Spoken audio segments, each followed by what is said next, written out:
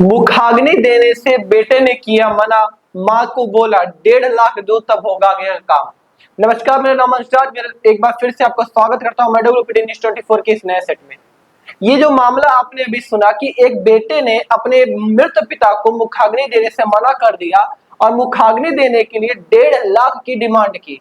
ये मामला कहीं बाहर का नहीं बल्कि मध्य प्रदेश के शहडोल जिले का है, जहां 65 वर्ष रामस्वरूप वर्मा की मृत्यु हो जाती है और उसकी पत्नी पार्वती के साथ अपने बेटे के पास जब वो पहुंचती है, उनकी पत्नी यानी उस बेटे की मां, और कहती है कि तुम्हारे पिता अब इस दुनिया में नहीं रहे, उन्हें मुखाग्नि दे दो, तो वो बेटा उनसे 1.5 लाख रुपए की डिमांड करता है।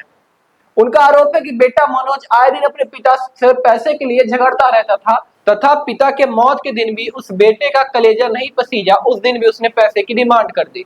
मध्य प्रदेश के सैडेल जिलों में एक युवक अपने पिता के शव को मुखाग्नि देने से मना कर दिया सिर्फ इसलिए क्योंकि उसकी मां ने उसे 1.5 लाख रुपए नहीं दिए।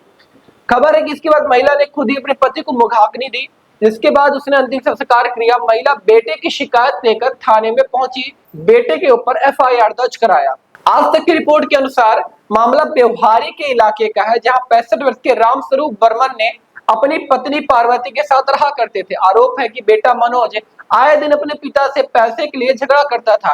आगे चलकर जब पिता ने पैसे देने से मना कर दिया तो अपनी पत्नी के साथ पिता का घर छोड़कर अलग से रहने लगा था। उसके घर छोड़ने के बाद इसी बीच उसके पिता का निधन हो जाता है। मां का कहना है कि निधन के एक दिन पहले उनका बेटा घर आया और 1.5 लाख रुपए के लिए लड़ाई की।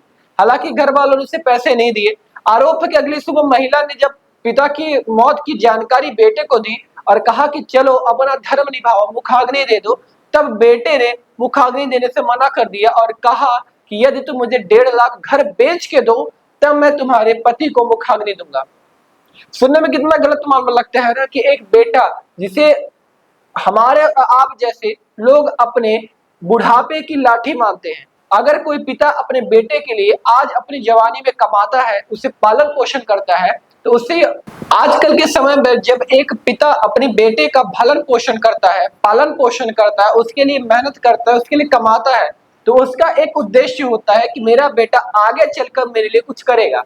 पर जब औलादे मनोज जैसी हो, तब पिता क्या करे। इसके बाद रामस्वरूप बर्मन का अंतिम संस्कार खुद ही उसकी पत्नी ने किया। फिर उसके 2 दिन बाद दोनों बेटियों के साथ व्यवहारी थाने पहुंची और पुलिस ने घटनाक्रम की जानकारी दी और पुलिस से शिकायत भी दर्ज कराई। पुलिस ने इस मामले को NCR के तहत दर्ज कर लिया है। अब इसमें बहुत सारी चीजें खुल के आती हैं कि क्या सच में हमारे समाज में जायदाद और पैसा, ये दोनों चीज इतना बढ़ चुका है कि एक बेटा ये तक भूल जाता है कि उसका धर्म क्या है। उसके पिता की मृत्यु हो चुकी है, वहां पर भी वह उस चीज से व्यवसाय करने से पीछे नहीं हटता है, वो सिर्फ और सिर्फ पैसे की डिमांड करता है। आपको बता दें कि पुलिस ने पूरे रिपोर्ट को NCR के तहत दर्ज कर लिया है। ये अपराध ऐसे अपराध होते हैं जिसमें मामूली झगड़े, गाली गलौज और कोई दस्तावेज आदि खो जाने की शिकायत दर्ज कराई जाती है एवं शांति भंग के मामलों में NCR का प्रयोग किया जाता है। ऐसी बेहतरीन खबरों के लिए और ऐसी ताजा अपडेट के लिए बने रहे हमारे WPD न्यूज़ 24 के साथ।